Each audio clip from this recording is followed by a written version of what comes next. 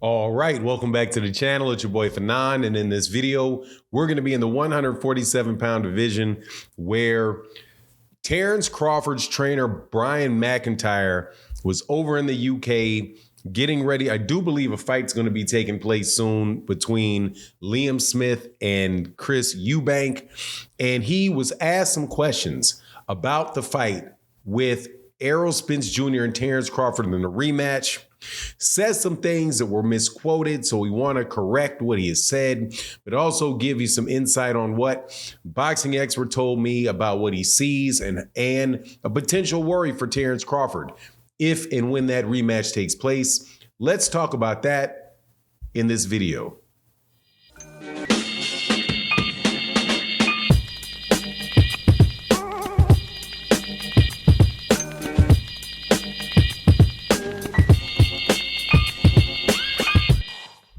All right, welcome back to the channel. It's your boy Fanon. And in this video, we're going to be in the 147-pound division where Brian "Bo-Mac" McIntyre has made us given some updates on what's going on from the Errol, Spence Jr. and Terence Crawford rematch. It also kind of confirmed some things that were said by Jake Donovan in a video that I did the other day.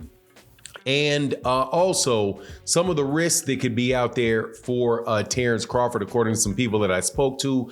And just so you know, corrections as to what people said that Brian McIntyre said, but and the difference between what he said and what they said he said. Now, before I get into that, though, let me welcome you back to the channel. If you are new to the channel, please accept my invitation to hit the subscribe button. Hit the bell icon so you can be notified of when we release more videos. And if you're a longtime subscriber and supporter of the channel, thank you so much for your continued support.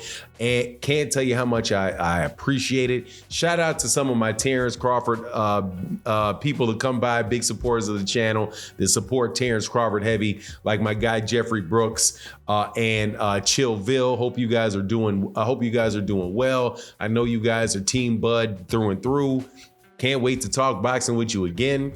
But let's get into this. Oh, also, got an announcement on Sunday mornings at 9 a.m. Central Standard Time, 10 a.m. Eastern. We are going to have a new podcast, if that's people call it podcast, live stream that we're going to be doing on Sunday mornings, and that is OG Boxing Talk. We did those several years ago, but now we're going to bring him back. Co-host is going to be none other than the boxing historian, Blood Boxing. So we should have a lot of really, really good conversations going on over there. So make sure you guys tune in on Sunday mornings. Just wanted to let you guys know that we are on Sunday mornings every time, and I mean every week anyway. However, the format is going to be a little bit different, so make sure you guys come by and check that out. You guys should really enjoy the comments. Anyway, the content. Let's get into this because Brian McIntyre was interviewed and he was asked what's going on with the Errol Spence and Terence Crawford fight, and he said a couple things. He said that, and he was asked, has he exercised the rematch clause? And Brian McIntyre said, I haven't heard anything. But at the same time, he said that he hasn't talked to Terence Crawford, and Terence Crawford would let him know when they knew it was time to get ready to fight. So that's not something that he would hear, that they would tell him directly. That is something that would go to Terence Crawford, I assume. It's kind of interesting, though, because Brian McIntyre is his manager, or at least last time I checked, he was his manager. So I would think that he would know, but the way that he phrased it, it was that he didn't know whether or not they had exercised it or not, and that he hadn't heard anything. He did not say that Errol Spence Jr. did not renew it. That's a little subtle, did not exercise the rematch clause. Those are two slight differences. However, it's a significant difference between saying that I don't know if he has and he has not, right? Some people listen to YouTube videos and have a hard time discerning between phrases that are that close. And apparently the people that put the video up were one of those, because in the title of it, it said that he said that he has not exercised it. But that's not what he said. Reasonable mistake. Now, he could have meant that, maybe he meant that. I don't think that it didn't come off through the context of his the rest of the things that he said, that he didn't, that he chose not to exercise it, instead of, I haven't heard anything about it, right? Two different things, but whatever. Now, the interesting thing is, though, that they're asked, like, what do you think is going to happen in the rematch?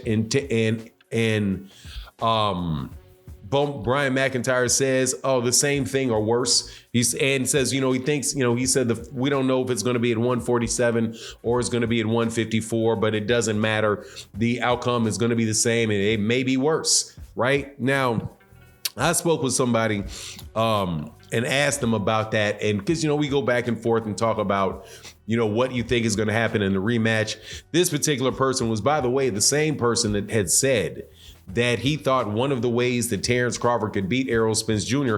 was to go walk Errol Spence Jr. down and rough him up and beat him up and knock him out. That is a way that this particular person had foreseen it. And I did a video about it maybe about a month before the fight. A lot of people said it was ridiculous, but I was like, no, man, this guy's logic behind it was very, very solid. The way he broke it down, that's a very, even though I don't foresee that happening, it could definitely happen, and it wound up happening that way. Well, the same person is saying, look, man, it could be an issue with Terence Crawford because Terence Crawford's doing a lot of extra stuff in between these fights, and he's feeling very, very full of himself, very, very high on himself. And you've got Errol Spence Jr., who's now been in the ring with him before.